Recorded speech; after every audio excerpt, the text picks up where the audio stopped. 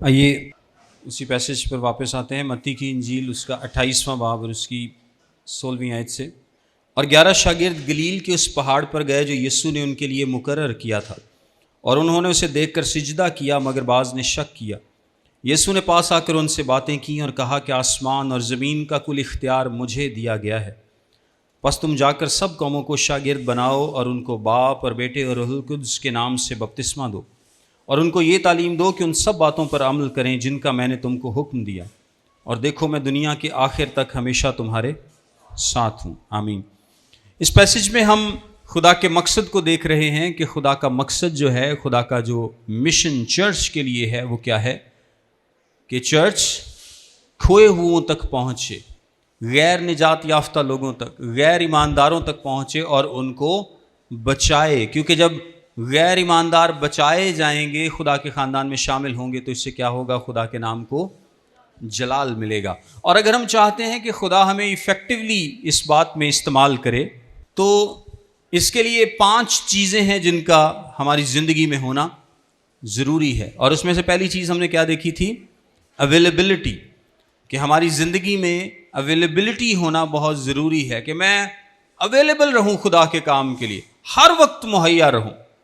دوسرے نمبر پر میرا جو رویہ ہے، ایٹیچیوڈ ہے، وہ ورشپ کرنے والا ہو، میری سوچیں، میرے خیال، میرے دل کے ارادے، ہر کسی چیز میں خدا بستا ہو، خدا پرائیورٹی پر ہو، اور اس کا کلام میری زندگی میں اولین ترجیح رکھتا ہو۔ اور تیسرے نمبر پر میں سبمسو ہوں، اس کے تمام احکام کے آگے اپنے آپ کو پیش کروں، سبمٹ کروں۔ اچھا، نیکسٹ آیت دیکھیں، 19ویں آیت میں لکھا ہے، پس تم جا کر سب قوموں کو شاگرد بناؤ اور ان کو باپ اور بیٹے اور روح القدس کے نام سے بپتسمہ دو۔ یہ جو لفظ ہے نا، پس، یہ پچھلی بات کو اگلی بات سے جوڑتا ہے، پچھلی بات کو اگلی بات سے جوڑتا ہے۔ اس میں خداوند یسوع مسیح نے حکم دیا ہے کہ تم نے کیا کرنا ہے، شاگرد بنانے ہیں۔ تم نے کیا کرنا ہے، شاگرد بنانے ہیں۔ اور شاگرد بنانے کے لیے 3 باتیں ہیں۔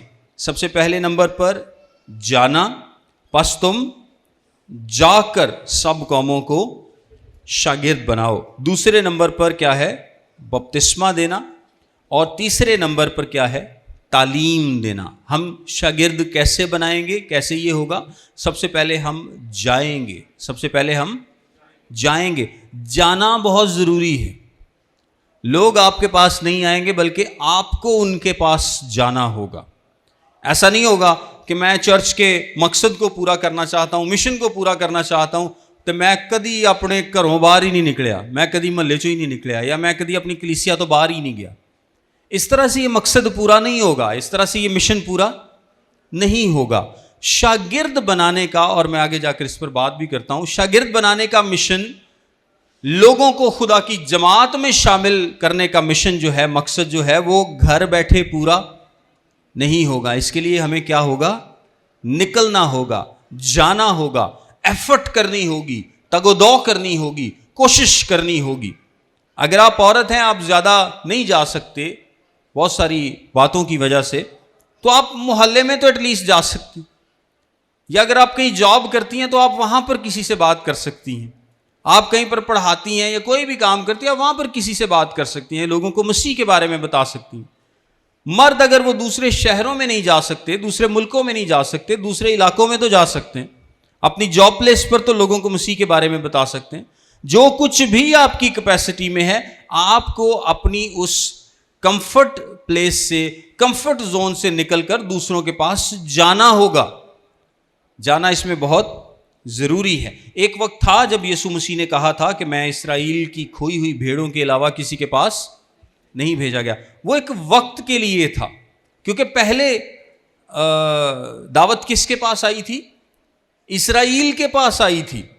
خدا چاہتا تھا کہ اسرائیل ایک مشنری نیشن بنے، وہ خدا کو قبول کرے اور وہ اس پیغام کو ساری دنیا تک لے کر جائیں، لیکن اسرائیل نے اس دعوت کو کیا کیا، رد کر دیا۔ اسرائیل نے کیا کیا، رد کر دیا۔ اور یسوع مسیح نے ایک تمثیل کے ذریعے ان کو سمجھایا بھی تھا، ایک بادشاہ کی جو بیٹے کی شادی کی ضیافت ہے، اس تمثیل کے ذریعے کہ جب بلائے ہوئے نہ آئے تو اس نے باقی لوگوں کو بلا لیا، باقی لوگوں کو بلا لیا۔ آپ اس تمثیل سے واقف ہیں۔ سب سے پہلے نمبر پر کیا ہے؟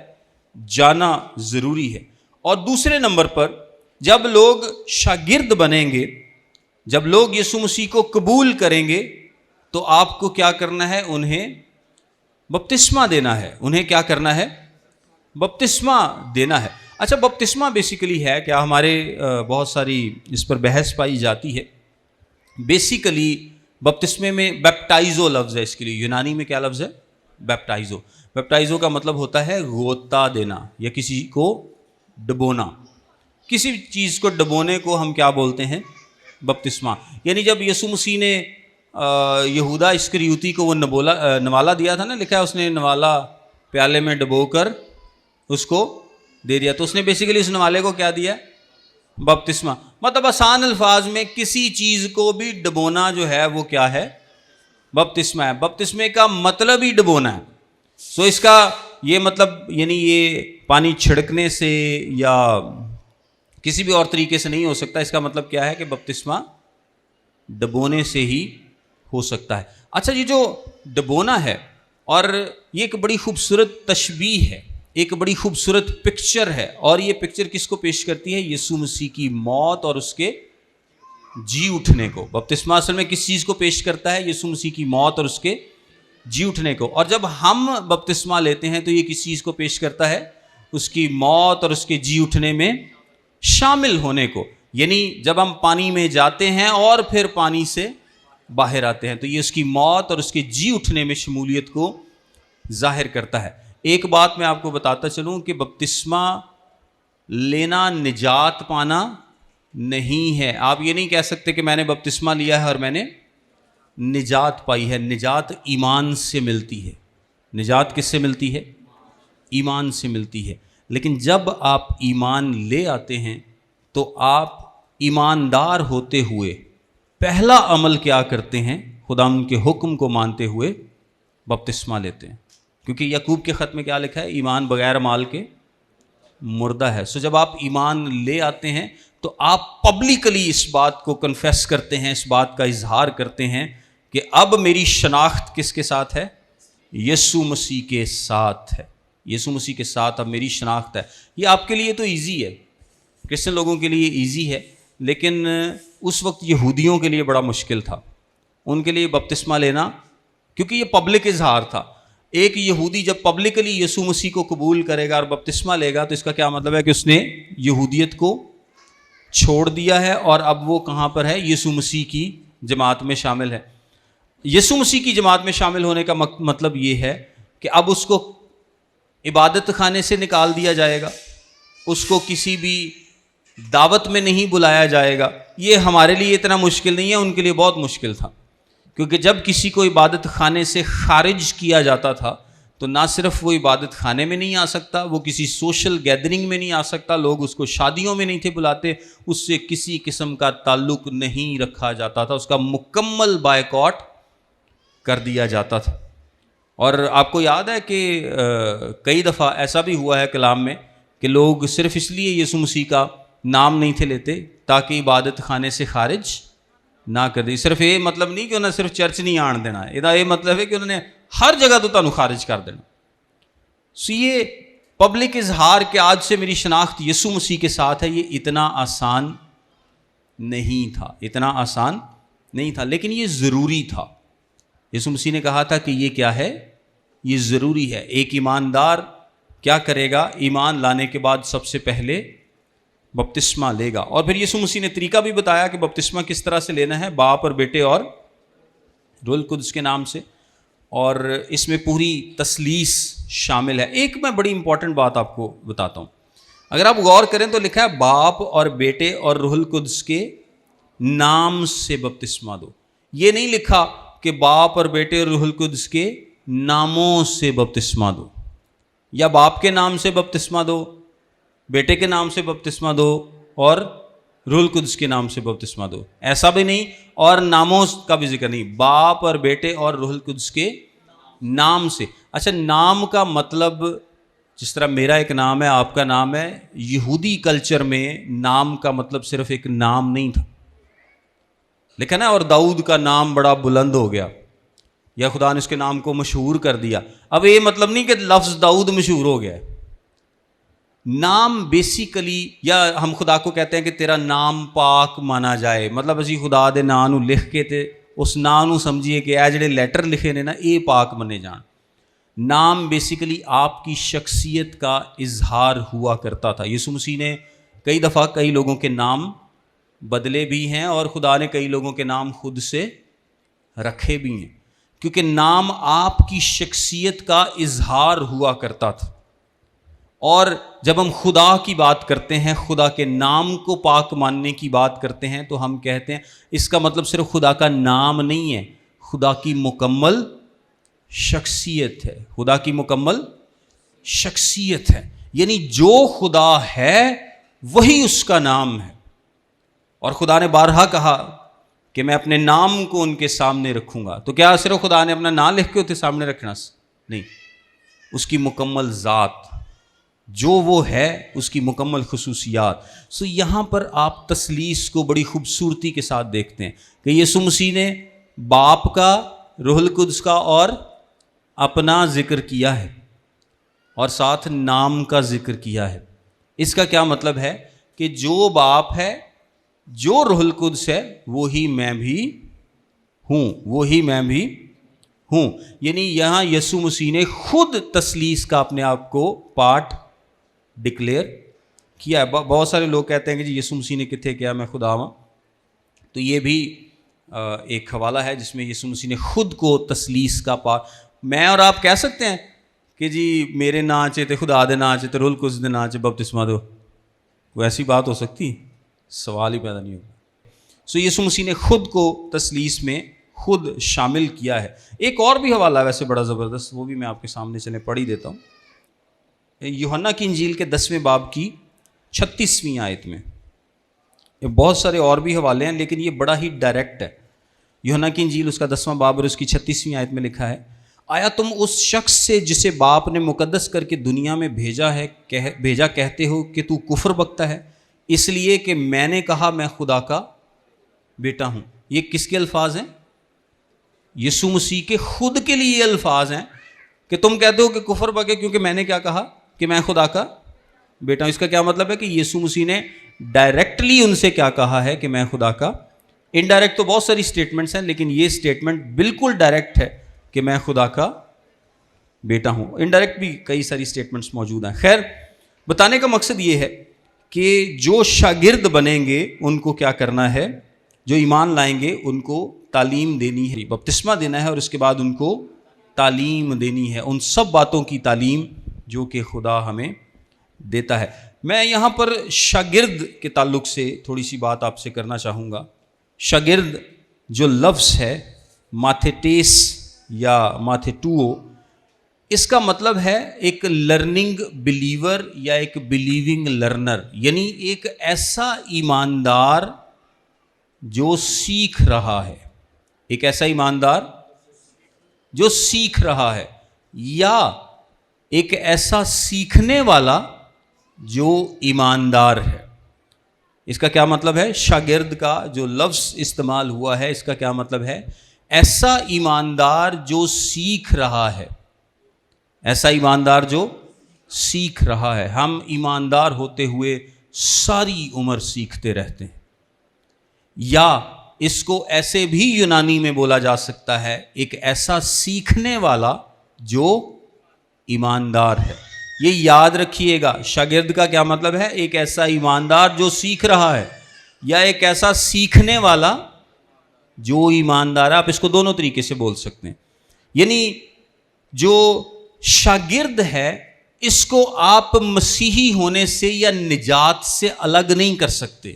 یہ آپ نے خاص طور پر بات یاد رکھنی ہے، کیونکہ ہمارے ہاں ایک کانسیپٹ آج کل بڑا مشہور کیا جا رہا ہے، اور وہ کانسیپٹ کیا ہے کہ شاگرد شاید کوئی فرق ہے اور مسیحی شاید کوئی فرق ہے. یعنی ہم نے خود سے لیول بنا لی ہیں، خود سے لیول کریٹ کر لی ہیں کہ نہیں پہلے ہم عام مسیحی ہوتے ہیں اور بعد میں ہم شاگرد بنتے ہیں کسی سٹیج پہ جا کے. ایسا نہیں ہے.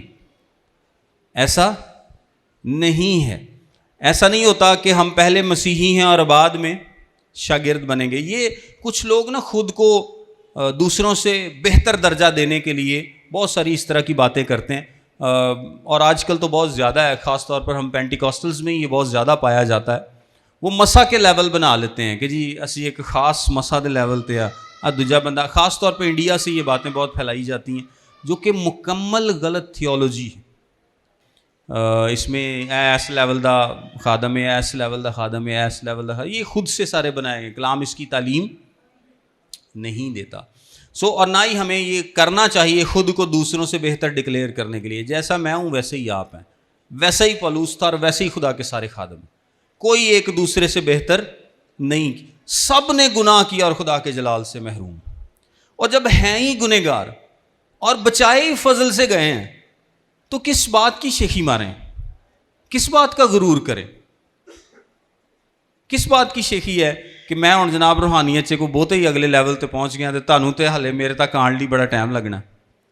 ایسا کوئی غرور ہمیں زیب نہیں دیتا کہ میں اپنے آپ کو کسی سے بھی اسپیشل ڈکلیئر کروں. ہم سب ایک جیسے تھے، سب نے گناہ کیا، سب خدا کے جلال سے محروم، سب پر فضل ہوا ہے اور خدا نے اپنی مرضی سے کیا کیا ہے، سب پر فضل کیا. جب ہوا ہی فضل ہے، بچائے ہم فضل کے سبب سے گئے ہیں، تو شیخی کس بات کی ہے، غرور کس بات کا ہے، فخر کس بات کا ہے؟ ایسا تمام فخر بے جا ہے، ایسا تمام فخر بے جا ہے.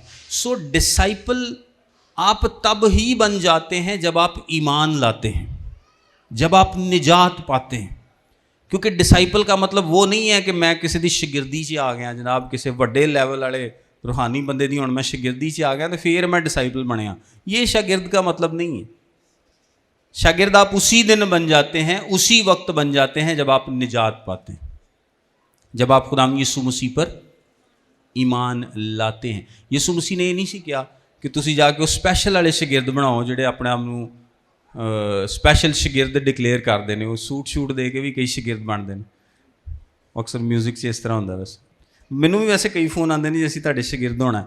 میں کہتا ہوں یار اس کا کیا مطلب ہے؟ میں کہ ٹھیک ہے ہم کلام سناتے ہیں، آپ لوگ سیکھتے ہیں، ہم سب کا مقصد ایک ہی ہے کہ سب خداوند کے بارے میں جانیں. تو آپ سیکھ رہے ہیں، بڑی اچھی بات ہے. آپ 2 باتیں مجھ سے سیکھ لیں گے، 2 کسی اور سے سیکھ لیں گے. ہاں یہ ہے کہ آپ کو زندگی میں کبھی کوئی مسئلہ پیش آتا ہے تو ضرور آپ مجھ سے رابطہ رکھ سکتے ہیں. آپ اسپیشل ایک رابطہ رکھ سکتے ہیں. آپ کو کبھی کوئی ڈیفیکلٹ سچویشن فیس کرتے ہیں، ایک بائبل ٹیچر کے طور پہ، استاد کے طور پہ آپ مشورہ کر سکتے ہیں، اور میں خداوند میں رہتے ہوئے آپ کو ایک مشورہ دے سکتا ہوں. لیکن میرا کوئی حق نہیں ہے آپ کی زندگی پہ اسپیشل کہ میں جو کہنا تسی وہی کرنا. میں اگر غلط کہنا تو پھر بھی تسی غلط کرنا ہے. استاد کون ہے؟ روح القدس ہے. ہادی بھی وہی ہے، استاد بھی وہی ہے، سب کچھ وہی ہے. اور ہم سب کیا ہیں؟ اس کے شاگرد ہیں، خادم ہیں، اور ایک دوسرے کی مدد کرتے ہیں سیکھنے میں. یہ جو تھیولوجی میں نے آپ کو بتائی ہے جو آج کل مشہور کی جا رہی ہے کہ شاگرد کو علیحدہ اور کرسچن کو علیحدہ، یہ بات ٹھیک نہیں ہے. ہر شخص جو یسوع مسیح پر ایمان لاتا ہے وہ اس کا شاگرد ہے. اور کلام میں بھی آپ کو مثال ملے گی. لکھا ہے یسوع مسیح یوحنا کی انجیل کے 4 باب میں لکھا ہے کہ وہ یوحنا سے زیادہ شاگرد کرتا تھا. یہ سیم ٹرم استعمال کی گئی ہے، مطلب وہ زیادہ لوگوں کو اپنے ساتھ اس تعلیم میں شامل کر رہا تھا. جتنے یسوع مسیح کے ساتھ شامل ہو رہے ہیں وہ کیا ہیں؟ اس کے شاگرد ہیں. آپ نے کیا کرنا ہے؟ شاگرد بنانے ہیں، مطلب لوگوں کو نجات کی تعلیم دینی ہے، ان کو خداوند کے پاس بلانا ہے تاکہ وہ نجات پائیں، زندگی پائیں، کثرت کی زندگی پائیں. اور جس دن وہ نجات پائیں گے وہ کیا ہوں گے؟ شاگرد ہوں گے. اور شاگرد بننے کے بعد آپ نے ان کو چھوڑ نہیں دینا، بلکہ آپ نے ان کو کیا کرنا ہے؟ تعلیم دینی ہے. آپ نے ان کو کیا کرنا ہے؟ تعلیم دینی ہے. اور آخری بات اس کے تعلق سے میں آپ کو بتاتا چلوں، اور ان کو یہ تعلیم دو کہ ان سب باتوں پر عمل کریں جن کا میں نے تم کو حکم دی، اور دیکھو میں دنیا کے آخر تک ہمیشہ تمہارے ساتھ ہوں. یہ بہت بڑی تسلی ہے. دیکھیں اتنا بڑا ٹاسک میں اور آپ کر ہی نہیں سکتے. اور جب یسوع جائے گا تو اس نے کیا کہا تھا کہ میں اس روح کو بھیج دوں گا، روح القدس کو بھیج دوں گا. تثلیث ہمارے ساتھ ہے، خدا ہمارے ساتھ ہے، یسوع ہمارے ساتھ ہے، خدا باپ ہمارے ساتھ ہے، روح القدس ہمارے ساتھ ہے، اس کی قوت ہمارے ساتھ ہے۔ اس کی قوت کا ہونا بہت ضروری ہے، اس کے بغیر کچھ نہیں ہوگا، اس کے بغیر کچھ نہیں ہوگا۔ یہاں پر ارشاد اعظم کے بعد جب یسوع آسمان پر اٹھایا گیا تو اس نے شاگردوں کو کیا کہا تھا کہ جب تک تمہیں آسمان سے قوت کا لباس نہ ملے ٹھہرے رہو۔ یعنی مقصد یسوع نے ان کو پہلے بتا دیا تھا کہ تمہارا مشن یہ ہے کہ تم تمام دنیا کے پاس جاؤ اور ان کو میرے شاگرد بناؤ۔ لیکن بعد میں یسوع مسیح نے ان کو کیا کہا تھا کہ یہ تب تک نہیں ہو سکتا جب تک تمہارے پاس قوت کا لباس نہ ہو۔ سو قوت کا ہونا بہت ضروری ہے۔ آپ کیا سمجھتے ہیں کہ یہ جو 500 لوگ ہیں یا شاگرد ہیں، کیا اتنے بڑے مقصد کو پورا کر سکتے تھے؟ یہ آج بھی نہیں ہو سکتا۔ یہ کروڑوں لوگ، اربوں لوگ بھی مل کے یہ مقصد پورا نہیں کر سکتے جب تک خداوند ان کے ساتھ نہ ہو، اس کی قوت ان کے ساتھ نہ ہو۔ سو جب تک خداوند کی قوت نہیں ہے ہم یہ کام نہیں کر سکتے۔ اور یہ اتنی بڑی تسلی ہے، اتنی بڑی تسلی ہے کہ اکثر جب میں ذاتی طور پہ کسی بھی مسئلے میں پریشان ہوں یا کوئی مشکل ہو، کوئی پریشانی ہو، تو یہ بات میرے دل کو بھی بڑی تسلی دیتی ہے کہ میں تمہارے ساتھ ہوں۔ ابراہیم سے خدا نے کیا کہا تھا؟ جب ابراہیم نے کہا نا کہ اے خداوند تو مجھے کیا دیتا ہے، میرے پاس تو کوئی اولاد نہیں ہے، تو خداوند نے کیا کہا تھا؟ میں تیری سپر اور تیرا بہت بڑا اجر ہوں۔ اے ابراہیم میں تیرے لیے سب کچھ ہوں، تیرا اجر کون ہے؟ میں تیرا اجر ہوں، میں ہی تیرے لیے سب کچھ ہوں۔ اور جب خدا خود کہتا ہے کہ میں تمہارے ساتھ ہوں تو ہمیں کس چیز کی کمی ہے؟ ہمارے پاس کسی چیز کی کمی نہیں ہے اگر خدا ہمارے ساتھ ہے، جس کے پاس آسمان اور زمین کا کل اختیار ہے۔ میں لاسٹ میں آپ کو ایک چھوٹی سی بات بتانا چاہتا ہوں کہ ایک مشنری ایک قبیلے میں گیا جو کہ ایک بت پرست قبیلہ تھا۔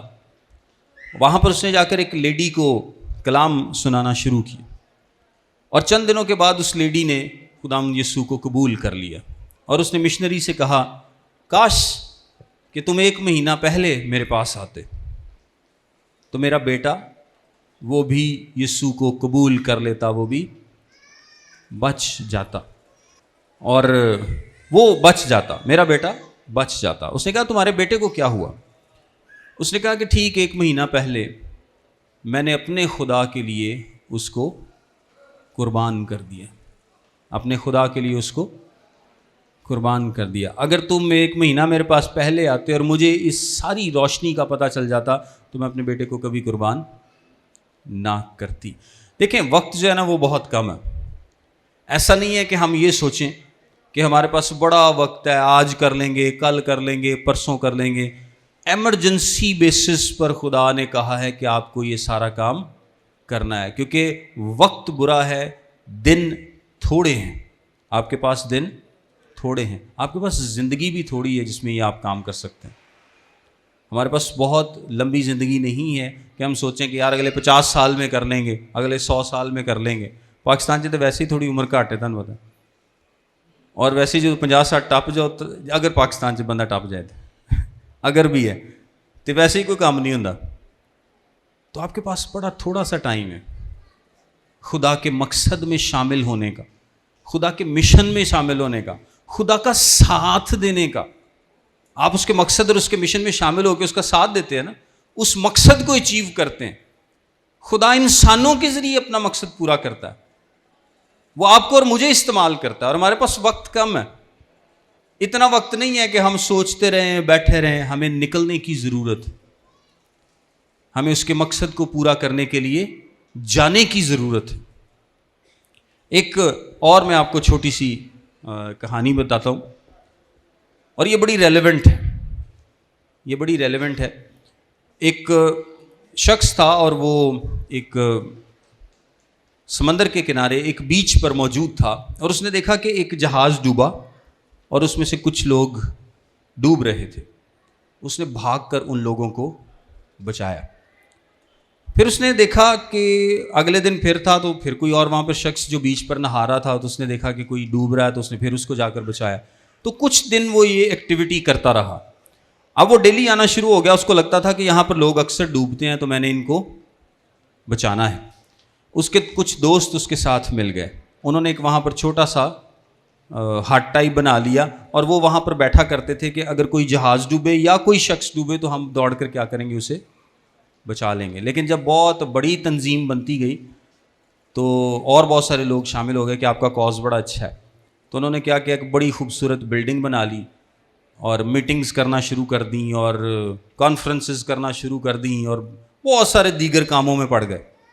لیکن ان سب میں اگنور کیا کام ہوا, لوگوں کو بچانے کا. وہ اندر بیٹھ کر میٹنگز کیا کرتے تھے, اسٹریٹجیز بنایا کرتے تھے کہ ہم لوگوں کو کس طرح سے بچائیں گے. وہ جس طرح آج ہماری نہیں ہوتی لیڈرشپ میٹنگ تے فلانی کانفرنس تے کانفرنس تے وہ کانفرنس, بہت ساری ہوتی ہیں. تو اس طرح کے کاموں میں مشغول ہو گئے اور جو اصل کام تھا باہر نکل کر لوگوں کو بچانے کا, جس کے لیے اس کو سمندر میں چھلانگ لگانے کی ضرورت تھی, وہ کام کیا ہوا, بند ہو گیا. اسٹرکچر کھڑا ہو گیا, میٹنگز ہو رہی ہیں, لوگ آ گئے ہیں, کوئی چیئرمین بن گیا, کوئی سیکٹری بن گیا, کوئی کچھ بن گیا, سارا کچھ ہو گیا, لیکن اصل کام بند ہو گیا. تو اصل خدمت خدا نے ہمیں اس لیے نہیں بنایا کہ ہم لیڈر بن جائیں, کوئی لیڈر تیار کر لیں, یہ کر لیں, کانفرنسز کر لیں, بڑے بڑے کروسڈ کر لیں. یہ اصل کام کیا ہے, ہمیں لوگوں کے پاس جانے کی ضرورت, ان کے پاس پہنچنے کی ضرورت ہے. اور اس کے لیے میں آپ کو بتا دوں کہ آپ کو بہت زیادہ روپے پیسے کی ضرورت نہیں ہے کہ نہیں جدوں تک جناب میرے کو 5-10 لاکھ جیب چ نہیں ہوئے گا میں تو کسی تک جا ہی نہیں سکتا. آپ تو بس میں جاتے ہوئے بھی کسی کے ساتھ بات کر سکتے ہیں. اور آپ دیکھیں کہ آپ کے آس پاس غیر نجات یافتہ لوگوں کی بھرمار ہے. اتنی بڑی فصل ہے, اتنے زیادہ لوگ ہیں کہ آپ کہتے ہیں اینا اس بزنس سے پوٹینشیل ہے, اینے کے گاہک نے کہ تسی تھک جاؤ گے لیکن آگے آپ کے پاس اپرچونٹیز ختم نہیں ہوں گی. سو نکلنے کی ضرورت ہے. سب سے پہلے اویلیبل ہوں. دوسرے نمبر پر اپنے اندر پرستش کا رویہ رکھیں. تیسرے نمبر پر اپنے آپ کو سبمٹ کریں. چوتھے نمبر پر اوبیڈینس سے کہ آپ نے یہ حکم ماننا کس طرح سے, یعنی آپ نے جانا ہے, اوبیڈینس میں حکم ماننا ہے, آپ نے جانا ہے, بپتسمہ دینا ہے, تعلیم دینی ہے. اور آخری نمبر پر آپ کو قوت کی ضرورت ہے. اور قوت کون دے گا آپ کو؟ روح القدس, خدا قوت دے گا. سو خدا ہم سب کو فضل عطا کرے تاکہ ہم اس کے اس مقصد میں, اس مشن میں شامل ہو سکیں جو کہ شروع سے ہے. اور اس کا مشن نہ بدلا ہے نہ بدلے گا. وہ اس وقت بھی لوگوں کو نجات دیتا تھا, وہ آج بھی دیتا ہے اور وہ آگے بھی دے گا. اگر ہم اس کے مقصد میں شامل ہوں گے تو یہ ہمارے لیے اجر کا سبب بنے گا. خدا کا مقصد تو پورا ہوگا ہی ہوگا, لیکن اگر ہمارے وسیلے سے ہوگا تو یہ ہمارے لیے اجر کا سبب بنے گا. خداوند آپ سب کے ساتھ ہو, آپ سب کو بڑی برکت دے. God bless you all.